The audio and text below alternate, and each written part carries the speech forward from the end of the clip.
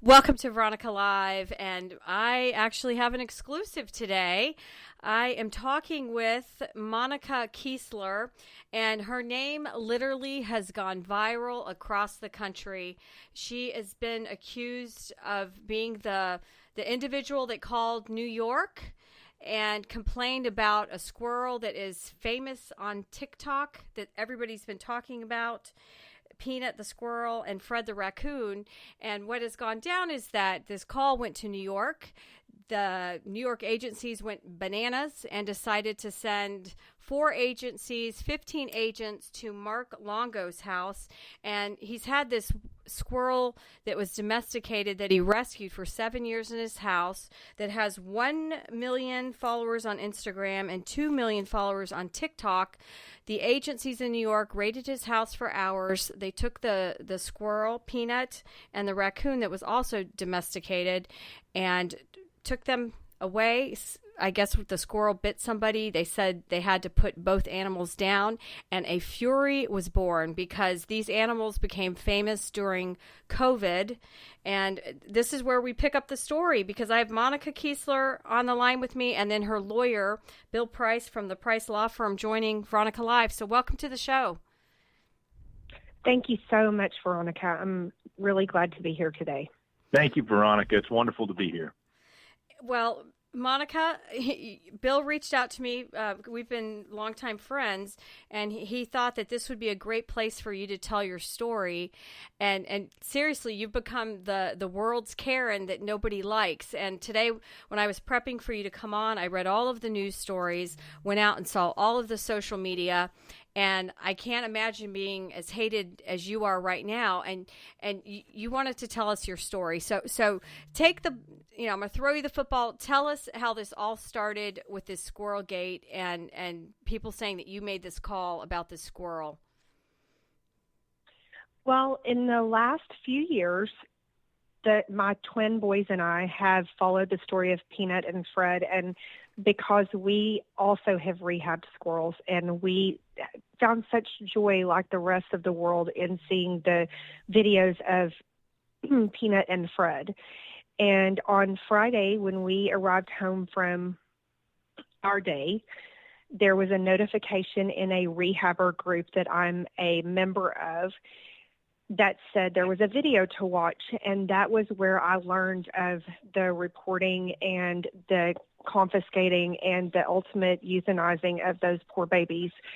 And my boys and I had a good cry, and they went out to play, and I kept scrolling on Facebook like people tend to do, and saw a screenshot of a lady's post from somewhere that I still don't know where it came from, but it was posted in that group and shared, of this lady saying that they were responsible and they should have known better, and they knew that they had wild animals illegally and that they were monetizing them and that it was all wrong. And if you knew me, if you'd known me before yesterday, and if your listeners knew me, you would know that I cannot stand to see somebody kicked when they're down.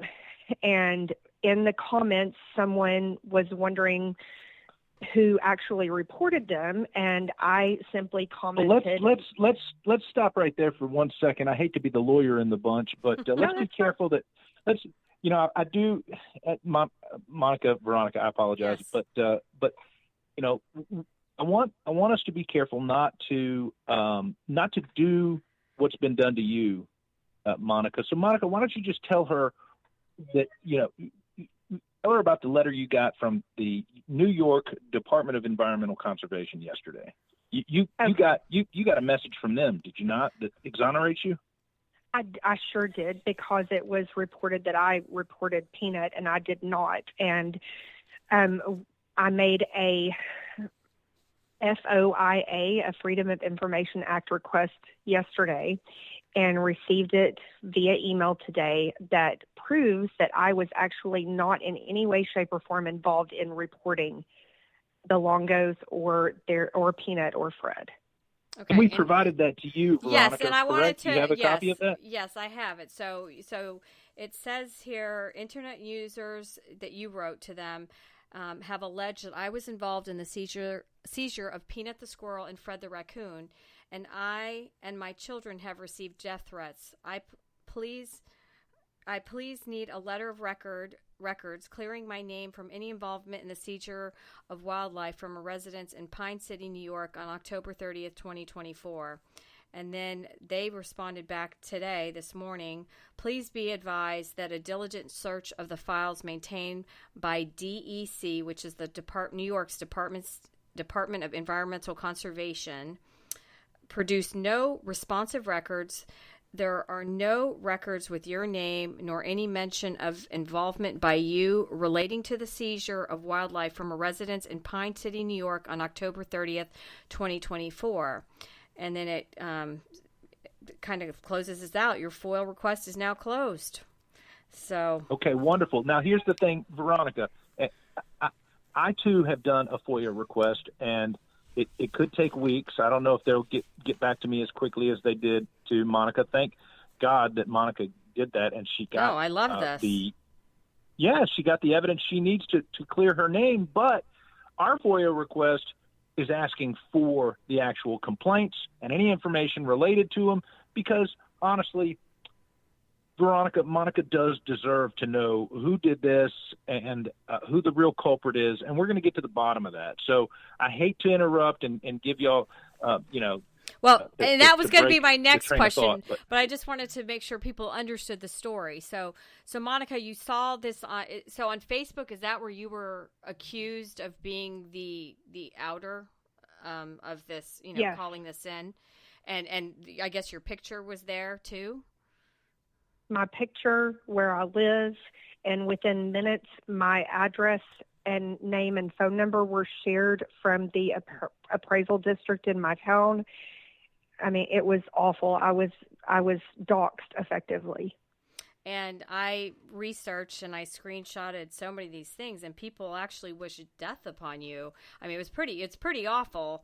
And what do you do? So I'm so glad that you've partnered with Bill. I will say, when I was preparing for you to come on today, Mark Longo actually made a video stating that he wanted people to stand down because he didn't want somebody to be accused of being the culprit. And what you've experienced now, people going after you. So do you know why somebody would, if you've been rescuing, I mean, how many years have you been doing this rescuing of squirrels? Well, I just did it for a few years. I haven't done it in about a year. Okay. And so why do you think that they chose you, of all people, to try to crucify this on? Because of a comment in a Facebook group that I made. And what was the comment? The comment. Let's be careful about let's not name any names and let's not be defamatory. So I just want to caution everybody that we don't want to put ourselves in the position of the bad people that are doing bad things to you, and we certainly don't want to be. So was the comment though referring that it wasn't you, it was somebody else? Is that what the comment was? Well, let me both assure Bill and you that I have maintained from the very beginning that I was not going to name this person publicly. Okay. Right. Because I believe two wrongs do not make a right. I am a Christian woman. I do not believe in dragging her the way that I've been dragged. That is not going to solve a single thing. But the person that outed me effectively did so because I suggested that it was them that had reported the Longos. Oh, okay. So it was just kind of a because of the thing. comments. Okay. And yes, and, it was payback. Literally, Monica, you've become famous. Like, people are pretending. I found a TikTok where somebody said, "I'm Monica Keasler and I'm the one that did it," and then they're like, "Oh, I'm just joking." Yes. So you're literally, your name is everywhere. Your picture's everywhere. Breaking news that you're running away now with this, because people are coming after you. So, well, let's get back Which to I this. have not done, by the way. Okay. Yeah, so those are some of my questions. What are some of the threats? I mean, people are emailing you. I guess yesterday when we talked, you mentioned that the post office has received things too. So what has happened to your family when you're not the person and people think it's you, that some of the terrible things that have happened? Well, I've had a nonstop barrage of text messages and phone calls leaving me. I purposefully let my voicemail fill up Okay. because I was tired of getting the messages.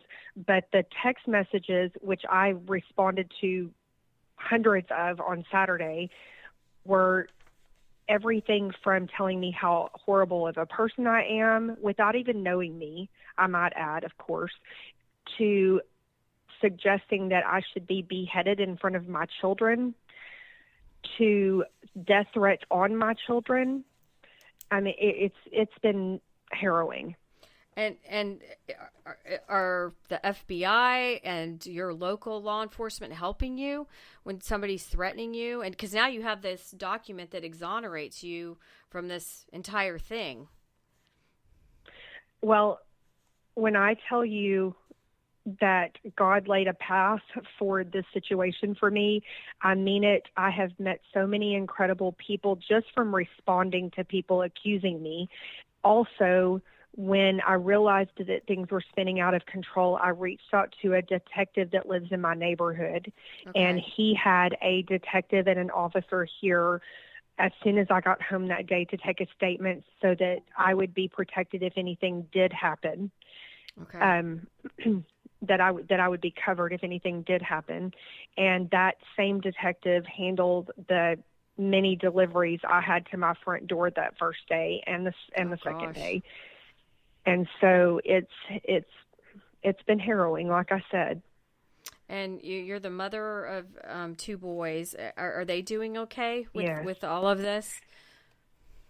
They're handling it pretty well. I think that in the coming months, as they mature, they will realize what actually went on here. But right now, being 10, they just know that we've been home. They're out of school for the week, and we've been home, and that's all I've tried to keep their lives as normal as possible. We've gone to their sports practices and all of those things. So they know, but they don't know at the same time.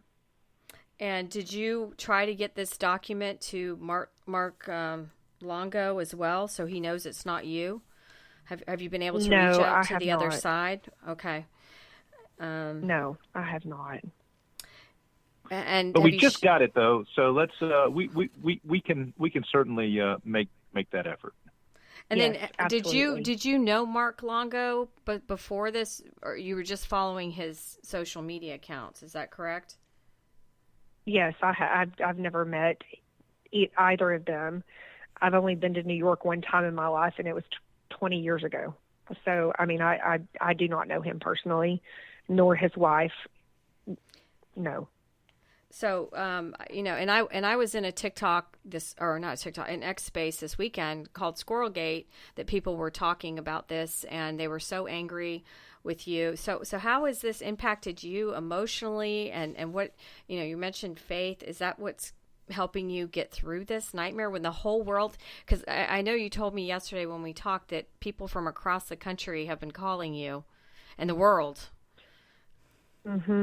All over the world, actually. I had a man reach out to me on WhatsApp from South Africa, and I explained to him why I was not guilty, and he was apologizing to me, as many others have.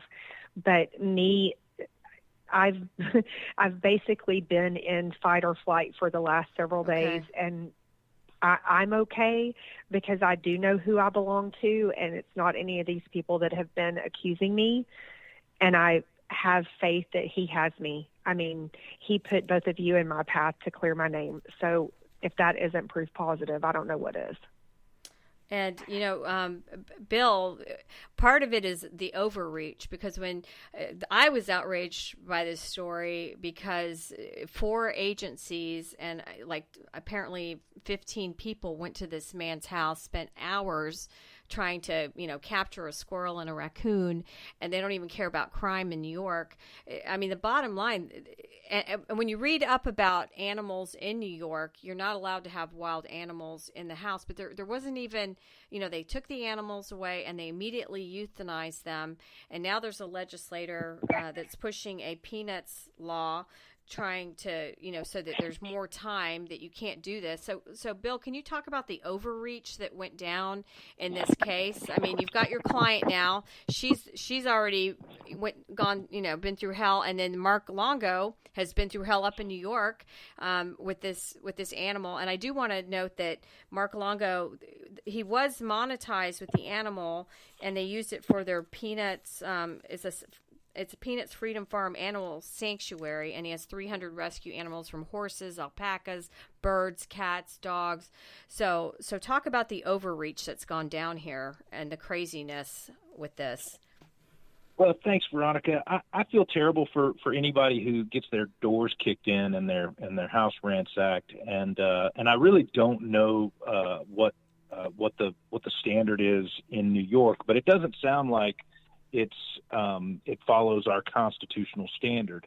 The standard in the United States for going into someone's house is that you have probable cause that there was a crime committed. You can articulate that to a court, and you get a warrant, and that warrant says that where you're going to search with particularity. It's supposed to say where they believe the contraband that they're looking for exists, and this guy's house, from the video I know very little about Mr. Longo other than maybe the video that I saw of him showing how his house was just destroyed, and it doesn't sound like that agency followed in much of a constitutional standard. And even if they did, what harm can come from a squirrel, and it's just, when you think about it, it is absolutely ridiculous. And then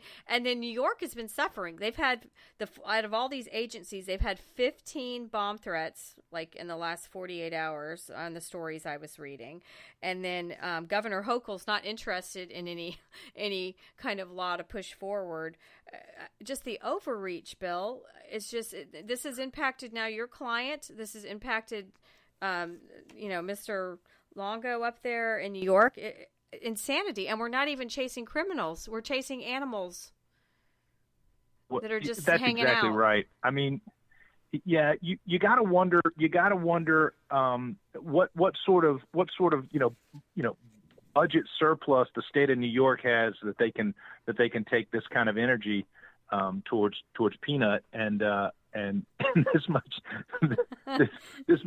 this many people and look at what it's done. I mean, bomb threats on the agency. Well, that put everybody in that office at risk as well, because people are they're naturally outraged by what's happened here. And of course it's all because they were probably, and I'm certain that many people, my wife told me about Peanut a long time ago, and I just thought it was hilarious, and she loves the videos online, and people are outraged, understandably. And so everybody involved is at risk, even the people that work for these agencies in the state of New York, who probably they just have an office job. They're going to work, and now they're getting these threats that, just like Monica is getting. Monica hasn't done anything wrong, but she's been scapegoated. Somebody obviously is deflecting their own personal culpability in trying to lay it on the shoulders of somebody else. But it just puts everybody at risk. And so if they just had called Mr. Longo and said, "Hey, you got to give up the squirrel. You can't have wild animals," I'm certain that this wouldn't have happened. Well, a zoo would have taken, the zoo would have taken it. So I'm sure a zoo would have, because he had such a huge following. and money was coming in from people following this. So Monica, I mean, where do we go from here? You've got this document, breaking news today. The Freedom of Information Law request came back saying that you have nothing to do with this. Your lawyer, Bill Price, here on the phone has sent another one. And Bill, in your experience, will this office, if there's a name involved, because it's the FOIA, that person, that they're not protected by any means, are they? The one that actually called it in? Well, in my experience, no. You're entitled to get whatever complaint there is. Now, here's the problem.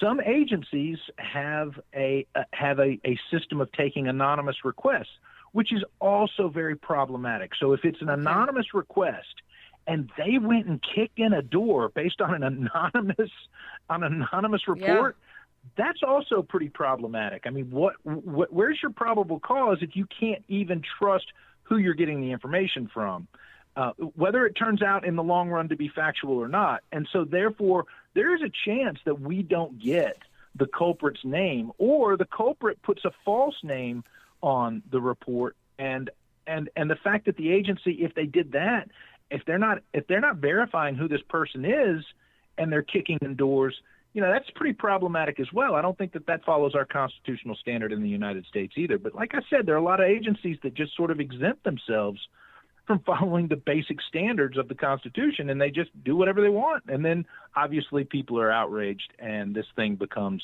like a snowball, and it just goes in every different direction. It's everywhere. It's been everywhere. Exactly. And so, Monica, what are we missing? I mean, are there any more documents or things that we can go after to try to help you? Because I can't even imagine. I mean, because, when people call you the hated Karen out there, and it was funny because in the social media show that I was on in the X space talking overreach, like people were saying your name. And I will say that the crowd in there was like, well, we really shouldn't say someone's name. We don't need them doxxed. We don't know who they are. It is a squirrel and a raccoon. So what have we missed? Is there anything else that we can do to help you? You're doing it by getting the word out that it has been verified that I was not the one. And Bill, this is a lot, and social media has gone crazy. I just saw a story that in Australia, they're going to make it so that anyone under 16 can't be on social media, but we see the adults can't even handle it. So what can we do as citizens to help Monica besides tell her story? Is there anything else that you can go after as a lawyer? And then what happens when we find out who this is? Are you able to sue somebody? If because this is slanderous, obviously, and her life's been put upside down. Her 2 children, getting threats and packages that we at your doorstep. I'm scared to death for you, Monica. Yes, it's been kind of scary for us too. Well, Veronica, this issue may be actionable, and I think certainly if people have done what appears to be slanderous, you may be chasing after a bunch of ghosts. But there could be some changes made to what's been called Section 230 that Congress passed to protect the developers of internet systems and platforms, which is where all this information gets shared. And although those people currently would have liability if they are defaming someone, the platforms themselves are basically immune under that standard of the law, and that could use a little bit of adjusting. Where, say, for instance, Monica finds out that people are using a certain platform to defame her, there should be a mechanism to report to let's just say Facebook or something else, to report, hey, this is false.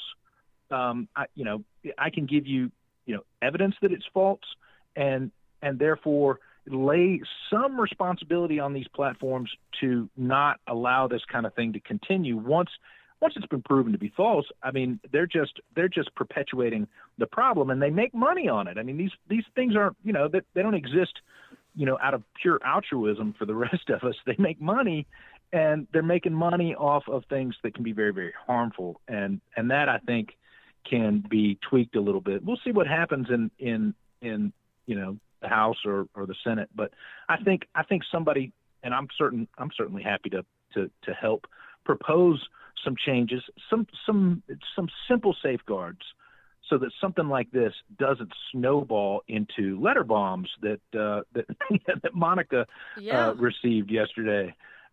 It's just gotten out of hand, and it didn't have to get this far. And my next call is going to be to Mr. Longo with both condolences and also to provide him the documentation that we are receiving to prove that Monica was not the culprit, that she loves squirrels. She would never harm Peanut. Right. And so, Monica, have other media outlets tracked you down as well? Yes, they have. They've started to. And why? Do you plan to interview with them too, to tell your story? I do. Good. I do. I want to definitely talk as much as possible about the dangers of social media and passing judgment, and the fact that these social media outlets you can report fake accounts, you can report false comments all day long, and they do not remove them. And so that makes it a dangerous thing for adults. But you mentioned children earlier. Mm-hmm. And what I learned through this process is that I have no way of knowing who all of the people were that were sending me text or calling my phone. And the reality is that a good portion of them could have been young people or children. And do you hate social media now? Will you go back on once your name is cleared, or you're going to give it up after this awful experience? I mean, what does social media mean to you now?